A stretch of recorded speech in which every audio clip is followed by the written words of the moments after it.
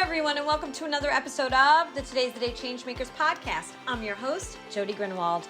This week, I'm honored to have Patty Caneda as my guest. In this episode, Patty opens up about some incredibly challenging times in her life, including when she was a stay-at-home mom who suddenly found herself abandoned by her then husband with 2 young daughters and no source of income.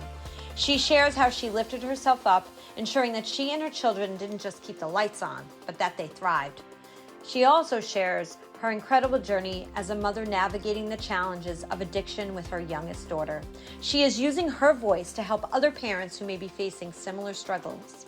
Today, Patty is thriving as a real estate agent with Nest Seekers, an innovative firm in the expanding global real estate market. Patty found love again 12 years ago and married her sweetheart over a year ago, bringing new joy and support into her life. If you or someone you know is dealing with addiction, remember there is help and ongoing support available. Alcoholics Anonymous, AA.org, Narcotics Anonymous, USA.NA.org, or contact Substance Abuse and Mental Health Services Hotline, 800-662-4357. For those in need, please know that there is hope and help available. Please subscribe to the Today's the Day Changemakers YouTube channel, and also please leave a review. We are streaming on most streaming platforms, and episodes have been downloaded in 833 cities around the globe. Thank you, thank you, thank you. Have a great week, everyone. Hello, everyone, and welcome to another episode of the Today's the Day Changemakers Podcast. I am Jody Grunwald, and as I say every time we have this podcast, I say that I interview the changemakers, the inspirers, and those who are disrupting the status quo in the best way possible. And today, I'm so excited to have Patty Caneda with me. Hi, Patty. Hi, Jody. How are you? I'm good. I'm so happy that we can do this, and we've known each other quite some time via social media. And our but now and then finally, I don't know how many years now since getting to know each other via social media, we now get to sit and talk because we recently had a conversation that really sparked something in me to want to share your story as what you're going to share can really change a life. But before we get to all of that, I want to read a little bit of your incredible bio that you sent me. So let's do a little bit of that right now. Patty is a New Jersey native, raised in the north part of the state and residing in the Jersey Shore for the last 22 years. In the early part of her career, she worked as a mortgage broker for over a decade. She spent 7 years in hospitality as the owner and operator of her own gourmet empanada shop, which I loved, and upscale Cuban restaurant and bar. Patty wholesaled her empanada products to grocery stores, food trucks, and hospital pharmaceutical corporate cafeterias. She spent most of her career networking and connecting with her local community by volunteering, mentoring, and expanding her brand outside of the shore. She shared her story and industry experience on platforms provided by local colleges, networking groups, radio, and television. And her passion and experience in commercial and residential design was the catalyst for a transition back to real estate on the agent side, which are doing such exciting work. And as a realtor, Patty was the first in her agency to close a deal within her first 2 weeks. She went on to make Rookie of the Year while becoming one of her agency's top performers. She's qualified as a member of the Circle of Excellence Award every year and was featured in the top 10 list for production of units volume over the course of her career. Patty's immersed as a full-time agent, offering more than 20 years of marketing experience, housing market insights, and negotiating power to close a deal. And as a professional, she has attributed her success almost exclusively on positive referrals and devotion to her clients. She's fluent in both written and spoken Spanish. Today, you'll find her growing into the real estate landscape of New York City with Nest Seekers, while continuing to serve her home state, New Jersey, with Nest Seekers of Rumson. So, and the one you're going into New York now, which is so exciting, and doing work in New York. So we've got lots to talk about. A lot of things to go over, but you went from, it sounds like, and correct me if I'm wrong, entrepreneurship of something of doing, incredible, your own empanada shop. Obviously everybody must have loved your empanadas so much that you started your own shop, and did that for how long? 7 years. 7 years. And before that, though, you were a mortgage broker. Correct. Yes. And when I opened the shop, the day I opened the shop, I had only ever made empanadas twice in my life. So this is a great, this is so good, because we have to hear more about what was the catalyst then, just doing it twice, to then going into making this kind of your work, your career? My children. I was a single mom. I was kind of catapulted into an unexpected divorce. And like so many people out there, it wasn't, the aftermath of, really healthy co-parenting and good divorce vibes. And what that meant for us was a lot of struggling financially, in so many ways. And so the hustle kind of went into high gear when I realized the picture was getting dire. And I thought, well, what can I do? I can cook. I've got my grandmother's recipes. I always said I measure with my heart, and Mhm. I I think I love can that. do this. And I thought, more importantly, as a business, um, the landscape really didn't offer the diversity in that type of food product. And I thought, I can do this. I can kind of fake it till I make it, and everybody will be excited. I'll make it fun. And that's just kind of how it happened. That's amazing. And it's, we don't talk a lot about on this podcast a lot about sometimes what it takes to get us to where we want to be, meaning that you've got a divorce, a tough divorce, single parenting. It's a tough time. And we don't talk about a lot about that specifically on the podcast, but we do talk about, I should say, where we want to be and how we want to grow to that. Sometimes it takes a catalyst like something like that Right. that brings us to that space. But you moved away from the empanada shop, and what made you do that? I merged with a partner who wanted to finance a bigger version of what we were doing. My original thoughts were to merge with my partner and get the product into airports. I thought it was the perfect, post security airport food. Between Cuban sandwiches, empanadas, and coffees, I thought that was the perfect way to kind of grow. And we kind of decided on doing more of a local branding before we went into that type of expansion. So it kind of created this enthusiasm to recreate a Cuba that I used to hear about from my grandmother, the Cuba before Castro, the Cuba of the dancing days, and the familial, beautiful things that made them miss their home so much. So I kind of focused a lot on, reimagining that in the restaurant and making it that old vibe. And so the design part of it was a big project for me. And then, of course, working with the food and getting all of the right people together. And it turned into this really beautiful concept in the end. I loved that project. Yes, and I can honestly say I visited that project myself, and it was an absolutely beautiful project with Thank beautiful products. And so, yes, and it added a new flair for the to the community, and that's amazing.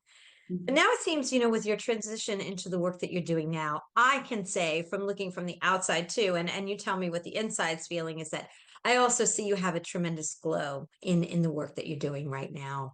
And that's also beautiful to see with nest seekers. And you told me, some stories when we met not too long ago about the types of people you're working with and the types of work you're doing. And, from the larger home scales to even referrals to private jets and things like that sounded like totally incredible. So tell us about the work you're doing and a little bit about Nest Seekers. Nest seekers is kind of real estate on a whole different level. If anyone's familiar with $1 Million Listing, Selling the Hamptons, that is Nest Seekers. Nest Seekers was born a marketing company that was based on real estate as opposed to being a real estate brokerage. And so what happened was our CEO, Eddie Shapiro, said, you know what, I'm going to partner with these big networks. I'm going to contact Bravo, Netflix, BBC. We're going to create platforms where our agents are visible, and they're visible doing big things. It's going to create a brand. The genius behind that ended up becoming a huge global, beautiful project for his vision. And so when I got into real estate, I started with Remax. It was one of the best experiences I've ever had in business as a whole. I just happened to land in a particular agency where there were so many arms around me, kind of re-welcoming me into the real estate world again. I was on the lending side for so long. I didn't have that personal experience with my clients. Everything was done over the telephone, and over the years I realized I really am an in front of you people type of person. And so when I got welcomed into Remax, I embraced it. I just kind of put my head down and I said, I'm going to do this. And I started to fly. And within a couple of years, I started to realize that I wanted to do more. I wanted to get into development projects. I wanted to expand into other territories. And when I had that conversation with my brokers after deciding that Nest Seekers was going to be the segue to that, they were very supportive. They knew that I had kind of hit my ceiling. And so when I transitioned to Nest Seekers, I kind of got brought into this world of opportunity. Nest Seekers has different verticals. So we have a jet brokerage and a private yacht brokerage. These are all clients that dance within a realm of wealth that allows us so many avenues to grow. But what I do say to people all the time is, that is a portion of what we do. For me personally, I haven't stopped being that local agent. I haven't stopped being that local presence. Some of my clients have mobile homes. Some of my clients are selling, a house that's around the corner from mine even. I consider myself an agent with a global reach. And that means that if someone wants to buy a house in Spain, I can do that for them with Nest Seekers. That means that if someone, wants to buy something on an island, I can take them there in a jet and I can show them that project and I can be the agent to facilitate that. But when, my Uncle Joe has a cousin who wants to sell something, I could do that for him too. And that's what I loved about it is I get to stay grounded and still connect with everybody locally. And that's really important to me, to not lose touch with everyone that I am ingrained with in my community. Yeah, and I celebrate that because that's beautiful. The best of all worlds, right? You're Right, not just, right. I'm the same way. I Well, you like know to what I have say? it. I say I like to mop the floor in my glass slippers like Cinderella. Like she didn't have to go to the castle and not do anything, right? I'm sure she cleaned the castle too, because she didn't stop being Cinderella. So that's what I say. I love that saying. That's awesome. That's a great one. It's beautiful. So going from food to this, how did that feel for you? Great. Yeah. I'm going to say this. I say it every time I get asked this question. Food is the hardest industry that exists. You're going to learn every tough lesson. You're going to deal with every, character that you have to contend with to compete in this industry, whether it's a food rival, whether it's an employee, customers can be tough. I learned so many lessons that I never learned in business before. And it made anything else that I was going to do feel easy. I learned that, one of the things about the food industry that kind of for me was frustrating was the Groundhog Day portion of it. You'd kind of kill it in the kitchen on a Saturday night. You're feeding 200 heads. You drop your spoon. You're exhausted. It's over, and then you start all over again the next day. So I walked away from that industry feeling so much respect and regard for everybody who lives in it lifelong. It is not an easy industry at all. I took all the lessons that I learned there, and when I went into real estate, I felt so blessed to have that opportunity, and I took those people skills and the courage that I had to gain in that business, and I brought it into my relationships with my clients, and it's made me a really honest agent. It's made me a very intimate agent. I get very intimate with my clients in that, I really do care. I really get involved in their experience because it's not an easy thing to do, whether it's selling a home that, you built a family in for many years and now you're in that next chapter, or if it's your very first time stepping out into the world and doing this. Everybody has an emotional cycle. And as an agent, I carry them through that. And that was a big part of my restaurant business. I had 40 babies to take care of in that restaurant, and I carried that with me. Yeah, and it's tough. There's always that one or two jobs in our careers as we get older that I call them the boot camps, right? Yeah, What your that was takeaway my boot camp. Yeah. What you take away from those boot camps are lifelong lessons that last forever. And while you're going through that, the tough times, you're like, how am I ever getting through this or out of this or around this? Somehow we do get to the other side. It's incredible how life works sometimes, right? Absolutely. Yeah, I agree. When you were younger, what did you want to be when you grew up? I wanted to be a lawyer when I was younger, and I always saw myself living in New York City. And I remember when kids were playing house, I was playing condo. I would make my cousin go to my uncle's bedroom, and I would tell her, "That's your condo," and our grandmother's bedroom was my condo. And I wanted to be social, and then kind of always saw myself doing anything that I was doing in New York City for some reason. And I always wanted to be an attorney. That was a dream of mine. Yeah. But a lot of those same skills, you use negotiation, right? Is Right. top notch, right? That comes right to Real my estate, mind. yeah, for sure. I get a little bit of that satisfaction of being able to dabble in the law side of how real estate works and keeping my clients, within those guidelines. So I do enjoy that. Yeah. So I want to talk a little bit about, and I haven't had the opportunity, as I said earlier, to talk a lot about the topic of being a single mom, Mhm. right?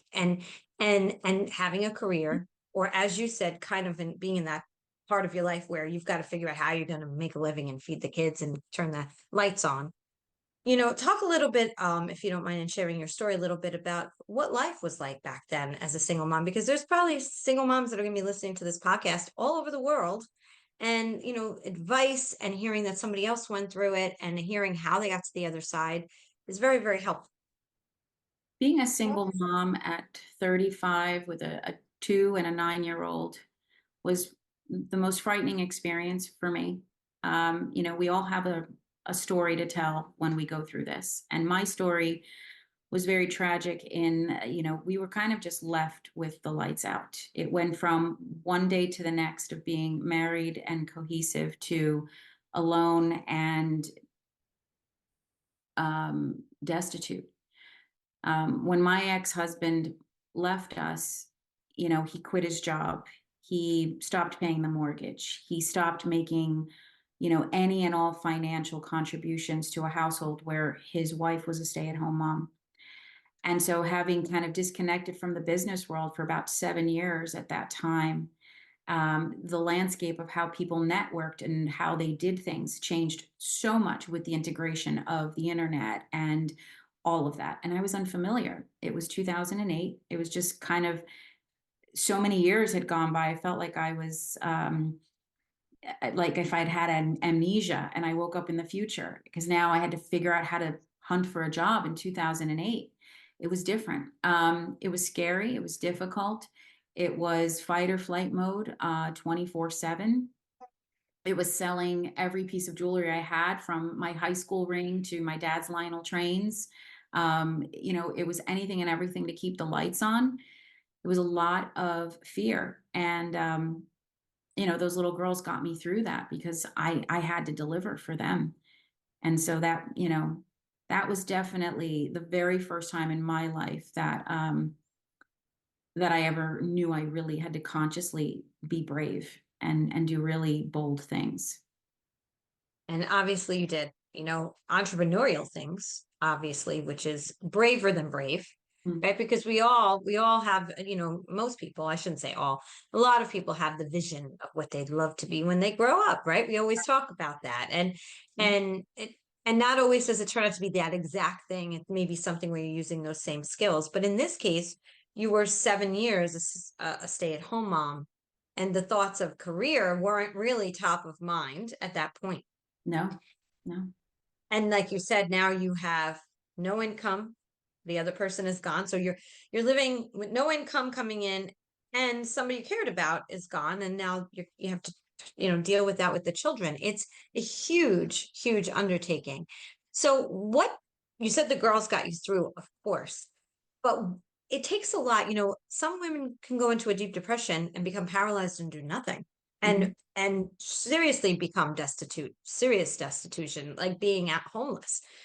What was it, do you feel, or was there someone in your life at that point that kind of was whispering in your ear, or was it all internal drive and determination? It was a theory that I actually created for myself. It was called the rabbit hole theory.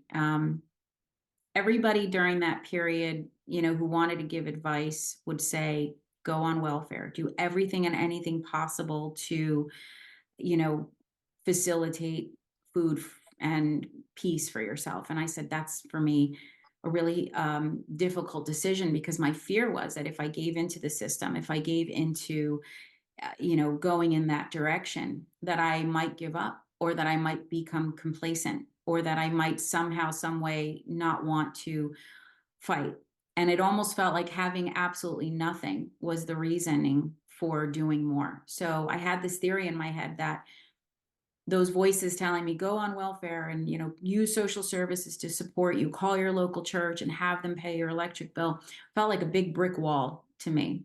And I thought, in life we get all these brick walls and they hammer down in front of us like zoom, and then what happens? We kind of stare at that wall and we think it's over, and maybe we do end up going in those directions that we wouldn't have wanted to. And I had this rabbit hole theory where I imagined rabbit holes all around me. Um, and every hole that I was going to jump into was an idea, was a choice. And that meant that that brick wall in front of me didn't exist, because I could get around it by just sliding down that rabbit hole. And so sometimes that meant, trying what I look back on now is, I laugh, but they were important projects. It was like an online e-commerce site selling perfume. I thought, I can make some extra cash doing that. I was doing loan modifications because at the time the real estate market was volatile from the 2008 crash. So I was helping people get loan modifications, and I was getting scant, commissions from that. I was doing anything and everything while I was still trying to figure out what I should do. And I just didn't stop asking for support, whether it was a part-time job here, a project there. It just kind of suddenly started to fall together, and I got an opportunity. It wasn't the best opportunity. And I've spoken about this at some of my lectures. I was given an opportunity to be a assistant to a wealth management guru, and he was a very wealthy gentleman who worked out of his condo, and it was a very special place that converted with one push of a button. A wall would come up, and all of a sudden his residential space was his office. And so every morning I would go to this condo, and he knew what my position was. He knew that I was a single mom in the throes of a divorce. I needed this job. $35 an hour was going to save the day. And this was the real first job that I had gotten since the divorce. And that would have been about 9 months later. And he sexually assaulted me and abused me for 2 months. And, it was very hard because I knew that he was capitalizing on my vulnerability. And I was in this torn position of having these little girls that are depending on me. And I was finally in a place where I didn't have to worry about food and lights and keeping the gas in the car. So I created this internal survival system within myself. Every morning I would brace myself and I would harden my shell, and I would walk in there and I would take it, whether it was the screaming, the name calling, the verbal assaults, and then of course the attempts at physically trying to overtake me. And I did that for 2 months, and I would drive home every day and I would cry it out. I would cry out 8 hours of pure hell. And then I would kind of park a couple of blocks away from home, and I would pull it together, and I would play with my thoughts on, how I would shift into mom mode. And then once I walked in the door, I was smiling. I was always happy to see the girls. And I did that for 2 months until I just couldn't do it anymore. And on the day that I did leave him, I called somebody who offered job placement, and I told her my story. And she got me a wonderful job with a company that facilitated an account executive opportunity. And that lasted for about a year. And that was very fruitful. And it was actually an Orthodox company, and I was the only, or one of the only non-Orthodox members of the business. And so what happened was the owner of the company was very empathetic to my situation. He was very kind, and he was very aware that he was helping us as a little family. He knew he was providing us with, a lifeline, and he took a liking to me. So he supported me in a lot of great ways. And unfortunately, he had family members that just felt uncomfortable with his kindness. And one time he went to Israel, and he was on vacation, and his son fired me and kind of just, let me go. And when that happened, of course, it felt like when my husband left, the walls came crashing down. I was, scared all over again. And when I called this gentleman in Israel and I said, "Your son-in-law fired me," he said, "I know." And he said, "But you're going to be okay." He said, "I want you to sue me." And I said, "You want me to sue you?" And he said, "Yes, I want you to sue me, and you're going to win, and you're going to be okay." And so he guided me through that, and I sued him. And that's how I opened up my shop. And he came to bless it for me. Oh my God, you give me chills. That is a wow. Yeah. That's incredible, Patty. I didn't know that story. Oh my goodness. A lot of people don't, but Yeah. Well, thank you for sharing. Isn't it? But again, it just goes to show you that there are people out there. They may not be able to help you the way you would have liked him to just keep you there as an employee, but he gave you another option and opportunity in a very different way, right? he gave me Interesting. freedom. Yeah. He really did. I mean, I could Wow. have done anything with that money. At that point, I was in foreclosure. There was nothing I could do to save the house at that point. I needed a new car. I mean, there was so many things I probably could have done, but I kept thinking, what do I do to keep this train moving? And how do I just finally get in charge of it all? Because I haven't been in charge in a long time. And that was kind of where that started. And I think that's the hardest part when you work for an organization is they are in charge. My father used to say this all the time. They are in charge of the way you eat, right? And when as a supervisor, when I started to get into management, he used to always say to me, "Be careful how you treat people because you are responsible for the way they eat." It was very unique when I realized that. And, when you're thinking of letting someone go, you really do think about that with a little bit more kindness and a little bit more gentleness. Because it is all about that. And there's something to be said about that freedom of not having to answer to anyone, independent contractor, consultant. I've done it all, and it's a beautiful thing. It truly Certainly, yeah. is. Yeah, yeah, absolutely. So we're gonna fast forward a little here, and we're gonna go to, now you're at Nest Seekers, and your daughters, when you started with Nest Seekers, they're how old? This Well, is not that long ago, right? no, I started with, it'll be a year in November. So they're 18 and 25 now. But somewhere between this, Nest Seekers and I don't know how you'll tell us like when this started, you had noticed with one of your daughters, they were going through something that was difficult. And you and I talked about this. So I want to make sure that everybody understands that what we're going to talk about right now is delicate and very, very special that Patty is willing to share this with the world about something that she's been dealing with her daughter. And I want you to know how much I very much appreciate that you're willing to share your story so that we can help others who are dealing with this as well, other parents and others who are dealing with addiction. So, Patty, you want to kind of start off with, what you started to notice with one of your daughters that they were dealing with. So right around the time that we were in hibernation during COVID, my daughter was spending a lot of time upstairs in her room, and it was kind of unnoticed for a few months, and then I kind of started to realize that my daughter was no longer engaging with the family.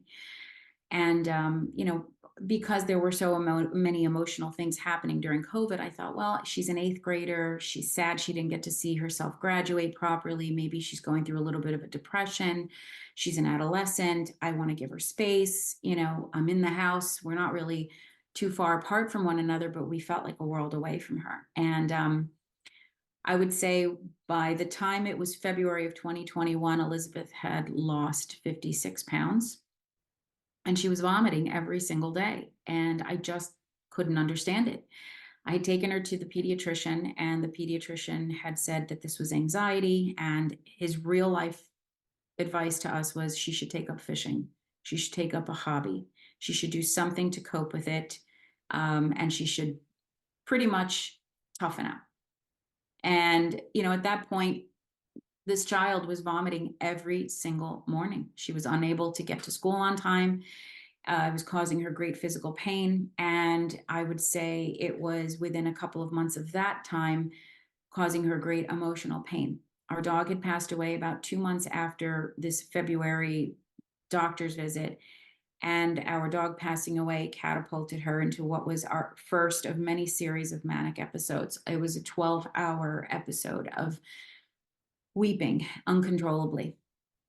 And it was frightening to see her like that. And so, of course, we immediately engaged in getting her connected to a therapist. We thought, perhaps between COVID and the loss of the pet and maybe stuff from the divorce coming to surface, there were a lot of things that needed to get worked out, and we were going to facilitate that for her. And so within a couple of months of her being in therapy, the therapist had deduced that she had some trauma from the divorce that she was potentially reliving in an adolescent phase, which is not uncommon, and that the side effect of that was the vomiting. But the episodes and the maniacal moments were very new to us as a family. This was not someone we recognized. It was never her bedside manner. It was never her demeanor. And what I mean by that is, if she walked by you and the wind blew the wrong way, it was an instant chronic screaming, breaking down, panic attack, punching the walls. It was very heavy. And it was starting to feel within months that we were in a very desperate, frightening situation. I thought my daughter was losing her mind. And so we were making this therapy a lot more intense for her. It was 3 days a week. It was family engaged. It was in every way possible, trying to get to the crux of this. I had brought in a gastroenterologist to start seeing over the issues with her stomach. I couldn't understand the vomiting. It was just so violent. She was never getting to school on time anymore. And so we had to get a 504 in place so that it was okay for her to show up 2 hours later. A lot of those mornings, I would wake her up for school. And as soon as she would realize that her eyes were opened, it would either go from instant anger to instant weeping. And that would, for us, mean as a family that we were now in for probably about 2 hours of screaming, yelling, vomiting, crying, all of us. And so I would say that by the spring of 2022, she was down to almost a size 0. And she was a force to be reckoned with in this house. It was tiptoeing around her. It was very emotionally necessary to coddle her in every whim. I felt like my parent card was being taken away because I could no longer discipline her as a parent. It was seen as an attack. It was seen as an onslaught of cruelty on my part, where she couldn't, define the line between love and hate anymore. Everybody hated her. We were all her enemy.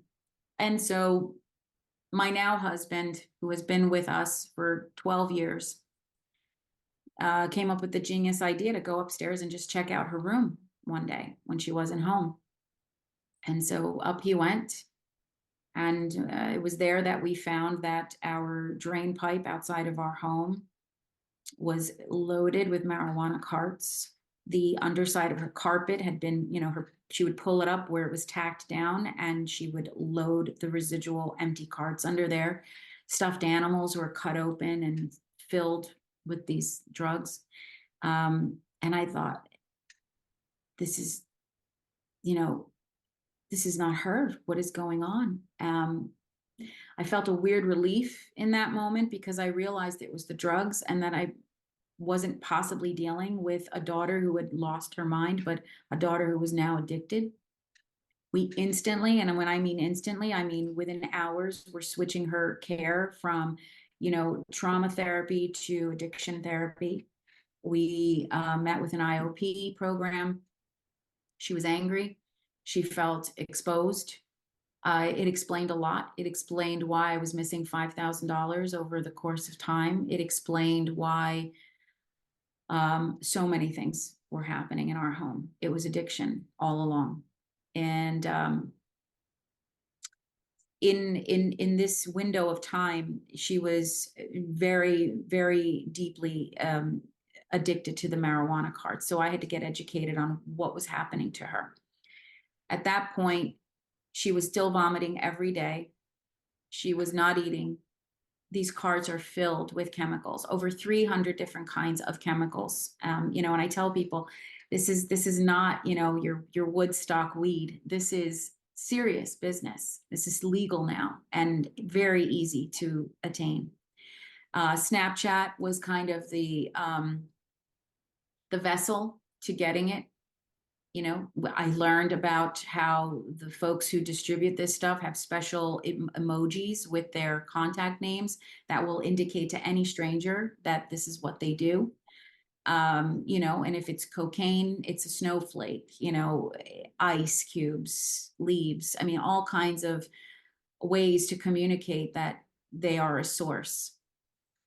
Good luck getting an addict away from their phone and turning it off. It's going to mean that your home is going to get damaged. It's going to mean that you're going to get physically attacked.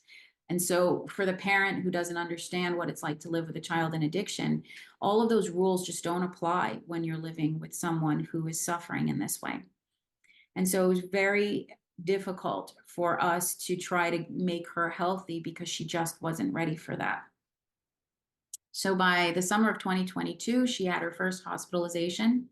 The vomiting was now continuing past that 2-hour mark that we were so used to. It was now extending into 24 hours nonstop.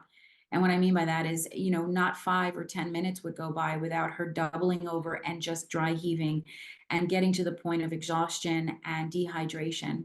She needed hospitalization for that. And so on many occasions, we were in the hospital with her. She had a 2-day stint in the hospital that drove her into pancreatitis because the marijuana use, throwing her into CHS, which is cannabis hyperemesis, causes this vomiting. It's basically an allergy to marijuana. It's an allergy to the THC. And so for the people out there who think that if she smoked, marijuana grown in a pineapple organic field out in Hawaii, that might be better. It's not. It's the THC. It doesn't matter where it comes from. The marijuana is the monster, and it is the culprit, and it is the inducer of that side effect. And so the only way for it to stop was for her to stop. So she was in that window where she was experiencing the marijuana as a gateway drug, pivotal moment. I wasn't doing what it was doing for her anymore. And so she decided that she was going to try other things. And so her involvement in drugs became mushrooms, acid, cocaine. We didn't know. We thought at that point we were just dealing with this very serious marijuana problem. And we did the nonstop therapy. We did the nonstop hand-holding of trying and recovering from manic episodes, watching my daughter get so angry that she would foam at the mouth and then cry and then ask for help. And you're so angry at that point that you don't know how to help somebody who just said so many horrible things to you. But then you remember that that's your baby and you have to help her and you have to not take it personally. And at that point, I still wasn't getting educated on what it is to be a family member living with someone in addiction. I was so enthralled in still being a mom who was trying to help her sick child that I didn't realize that I was becoming a victim, that everybody in the house was becoming a victim. Addiction is a family disease and everyone gets sick. And when that happens, we are required to get tools so that we can handle the addiction and get boundaries in place. We didn't know that yet. So the addiction was continuing. There were no boundaries because we were so afraid of losing her. And so as we fast forward into 2023, um, we had a terrible incident take place. 2 o'clock in the morning, my daughter decided that she was going to go on Snapchat and source somebody who could sell marijuana to her. That person came into our neighborhood at 2 o'clock in the morning. And when she went outside to purchase the drugs, he decided he was going to steal her money and not give her the drugs and drive away. But what he didn't realize was that she was holding onto the car. And so he ultimately ended up dragging her with his Camaro for, a good block and a half. And she had to walk up a very steep hill, covered in blood. She was raw in the femur, the arms, the chest. The skin was completely road rashed. She came in the door at 2 o'clock in the morning, covered in blood. And I thought that was going to be her bottom. This turned into, someone being charged with second-degree assault. This was a very big deal. This was drugs causing you to be hurt to the point where you now have lifelong scars on your body. But it wasn't enough. And so my daughter's bottom happened in February of 2024 when I had a pretty good day at work and I wanted tacos. And I called her and I tried to get a hold of her to be my taco date. And she wasn't picking up the phone. And when I came home, I stayed parked in my car outside of the house, and I thought, okay, she's home. We didn't let her get a driver's license because of the addiction. We didn't think it was safe for her to be a driver. She just wasn't answering, and I wasn't noticing that in front of me there was a black Honda, with the windows completely tinted out, and I never saw that car before. And all of a sudden, my daughter steps out of the vehicle, and she just kind of looks at me, and she's like, "It's okay." And I said, "What's going on?" And I'm, at that point, I'm just so mentally exhausted from 3 years of this. And she gets in my car and she tells me that she was going to buy marijuana, but she saw my text message and it made her not want to do it. And I didn't believe her. The addict lies, and the addict never tells you the truth. So I told her we were going to have to go inside and check her out. And when we did that, she kind of ran into the bathroom and locked herself in there.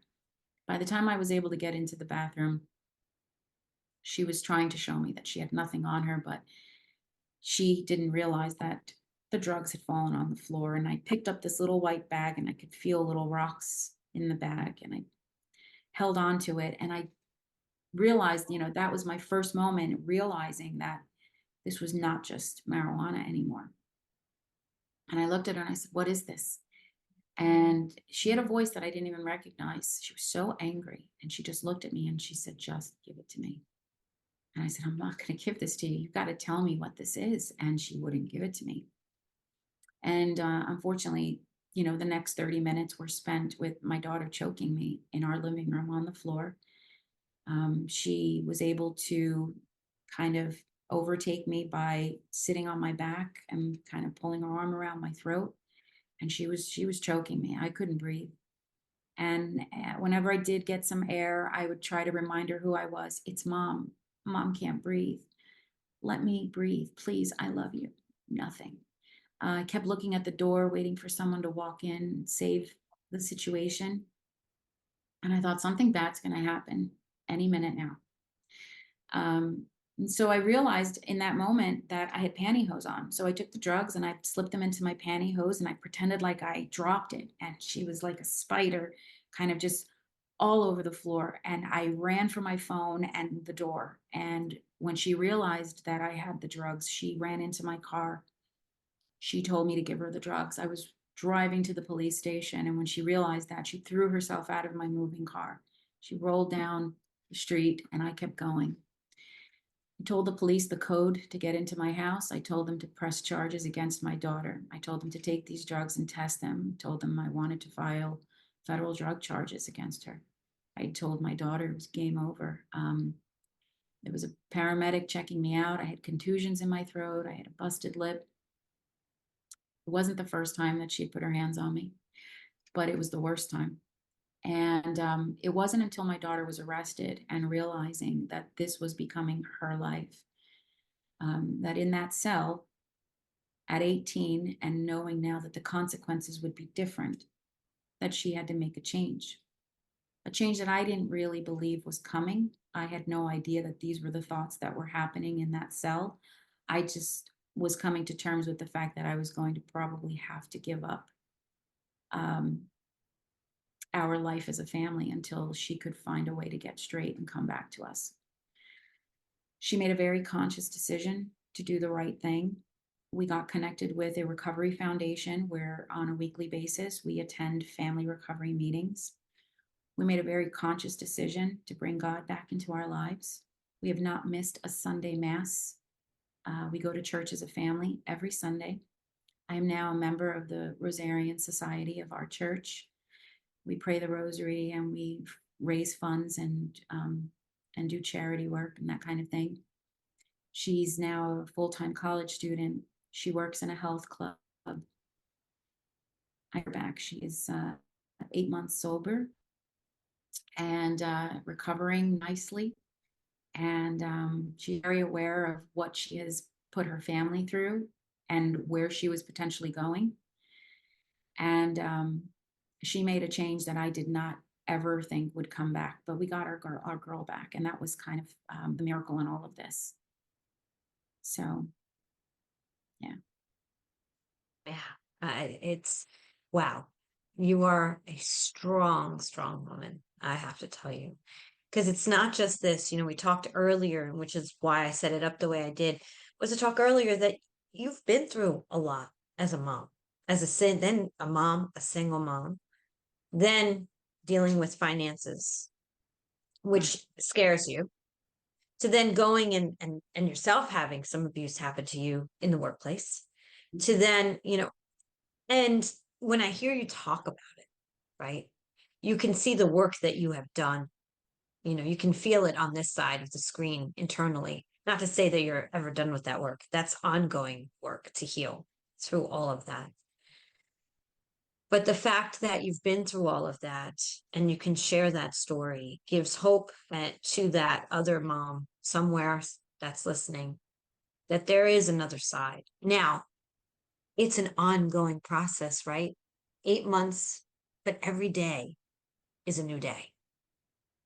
So how do you stay focused on the positive, feeling continuously inspired, and just staying in it? Because it's easier in some cases. I've seen families push their child out, and you said, no, we're going to wrap our arms again around her because we feel like she's changed. So how do you get there, and how do you wake up every day feeling that new day of inspiration for that mom that's somewhere that's not feeling that way today? I think the really important thing is, in these recovery groups that I go to, I have learned the value in boundaries, and establishing those boundaries with your difficult one, as I call it, means that they know that there will be an absolute consequence to life going back to as is. It'll never go back that way. When you arm yourself with, the protection that you owe yourself from that difficult one, and they know it, and they know that you're going to follow through, it does create like a kind of a core strength in the household. She knows that if we find drugs again, she knows that if we are seeing patterns that are looking like what it used to be, she will have to live someplace else, and she will have to find her way until she is ready to do the right thing and live right. Um, you know, the paranoia of relapse is always there for a family member who has lived through this addiction. Relapse is a part of recovery. We have had a couple of slip ups, as I call them. We just haven't delved back into full active addiction, where it has overtaken her. But in accepting that relapse is part of recovery, and in supporting her to setting the clock to day one again, we keep instilling in her that self-value that she needs to stay clean and sober.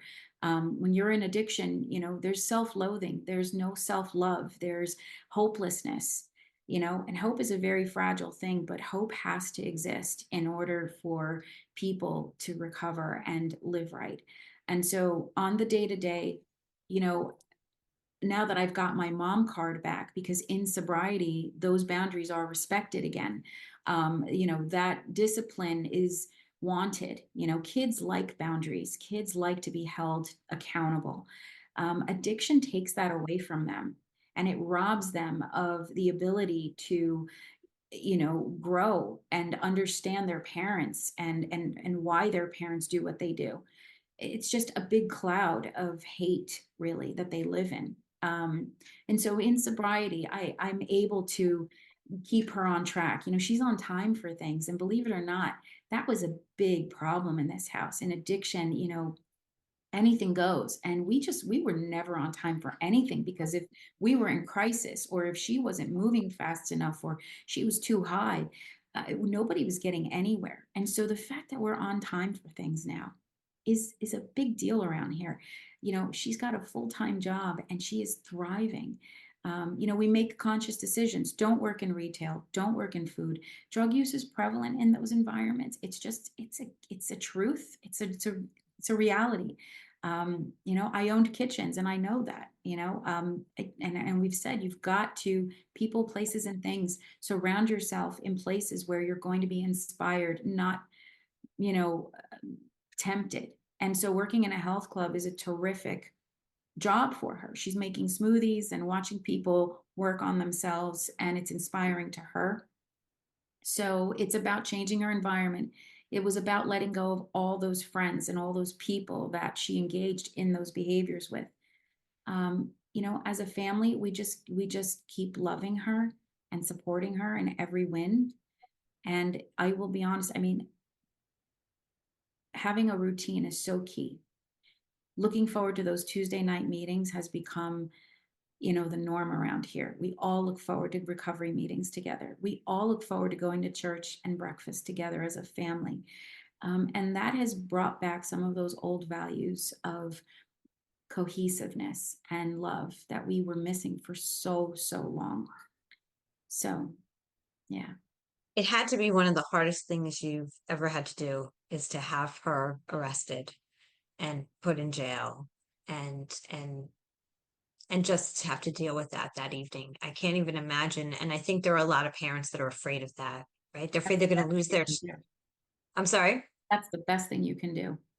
When you allow them to meet the consequences of their doing, and you stop protecting them from the system, and you give them that life call to face what they've created, they're going to either choose to stay out there. And if that's what they choose to do, we have to, as parents, unfortunately accept that, because we're only here one time too. And we only have one life to live as well. And that doesn't mean that we love them any less. That means that we tell them, I love you, but I cannot support this. And I don't want to live like this. This is a choice. And when I stopped protecting her from the system, when I started calling the police and I started to show her that I meant business, that was when it stopped. When you said that during our lunch that we had together, we are here only one time too. That really hit me, in past things that I've been involved in, and unfortunate things that have happened. It's a good way to look at things, of what you'll accept in your life beyond what you're dealing with, when even family things in general in life.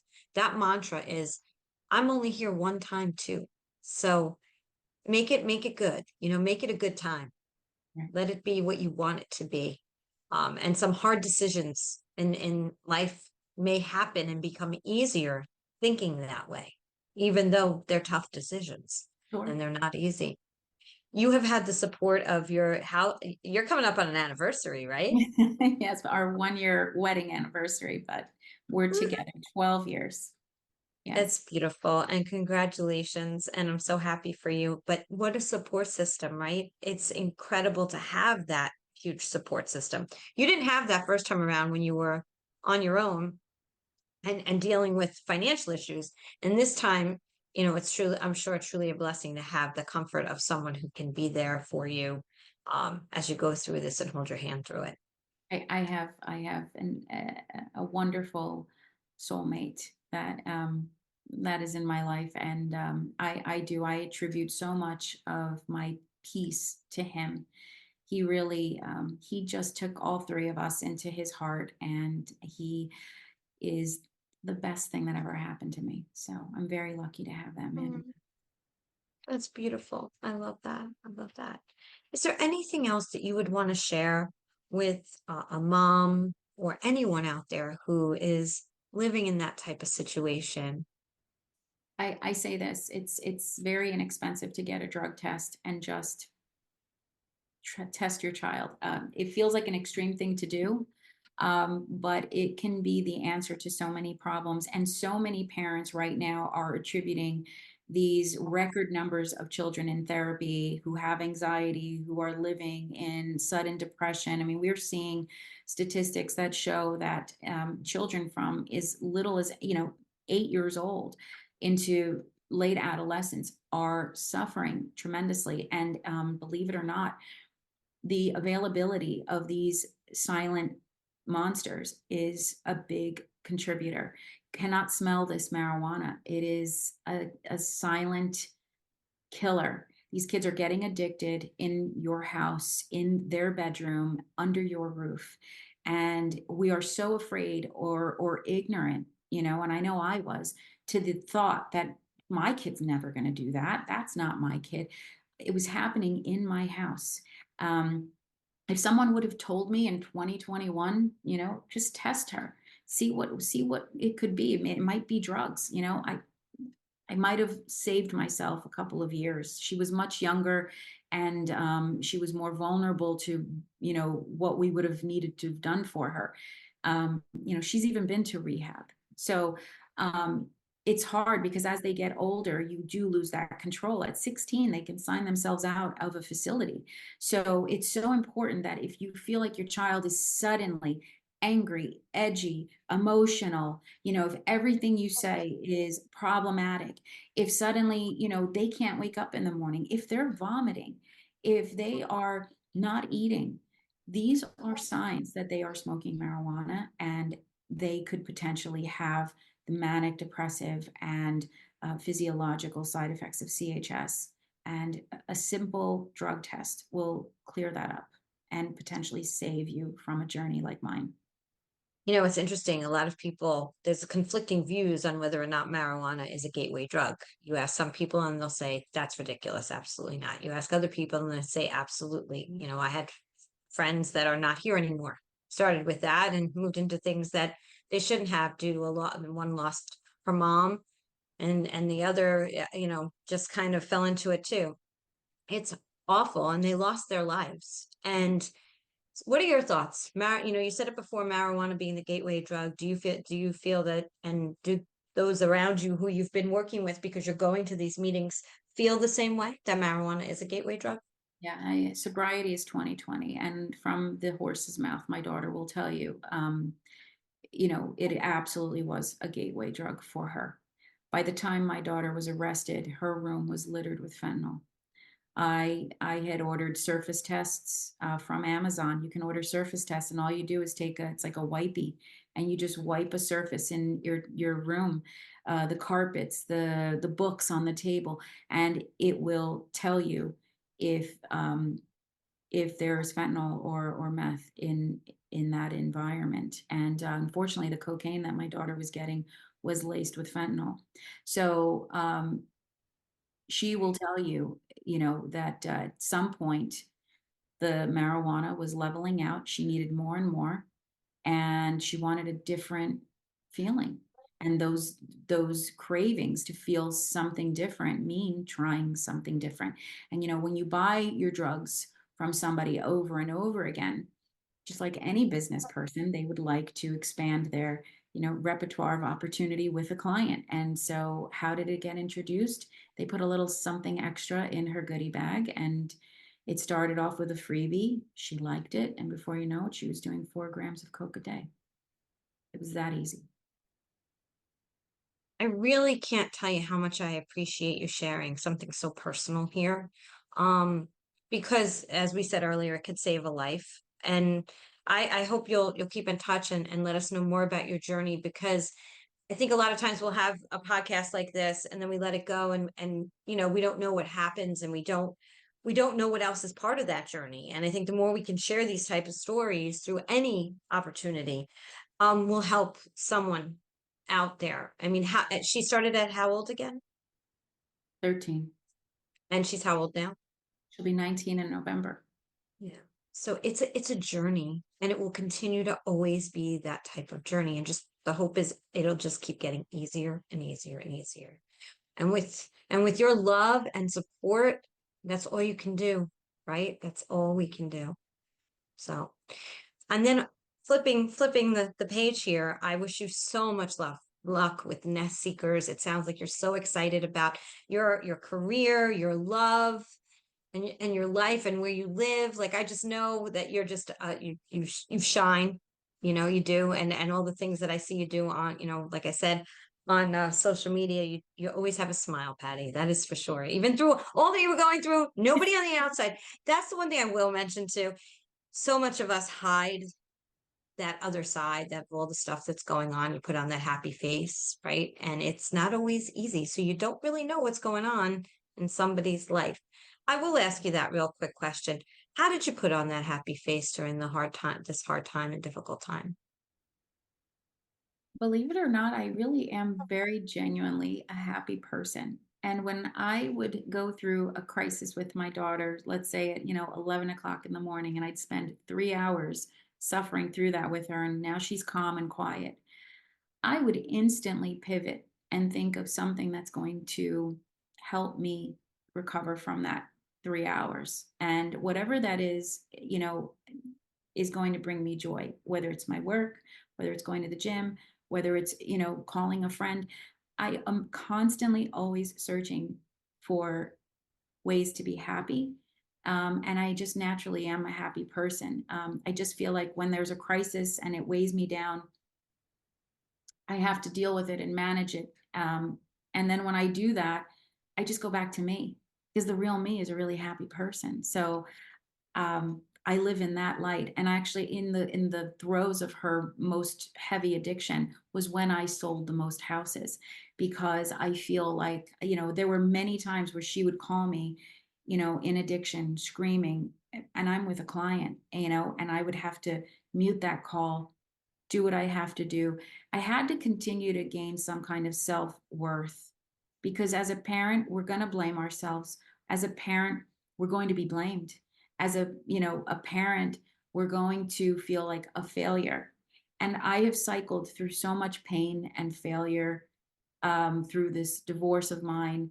I haven't even touched on the non-existent relationship that I have with my mother, who was, an abuser to me my whole entire life. I don't have a relationship with her at all. That's something that, hurt a lot in this addiction, because I needed my mom. There were many times that I needed a mom to call to tell me I'm doing okay. Um, but I found that in my husband, and I found that in myself. Um, Life is just so beautiful and short. And I just want to be as happy as I can in between all the BS, to be honest with you. It's just kind of how I see it. That is such a great, I love that. And it's so inspiring. It truly, truly is. I swear, I have it written down. We are here only once. I feel like that's going to be the title of your book, because it sounds, and it's a great title for a book for sure. We are here only once. There might be somebody did that already, but who cares? Because you have such an incredible journey to share. So thank you, Patty. One very last question to you, as I'm asking all of my guests. What legacy are you creating right now that you want to leave behind? Oh, that's so easy. A legacy of just love. Love is really the core for everything. Love everything and everyone in any way possible, and you will have peace.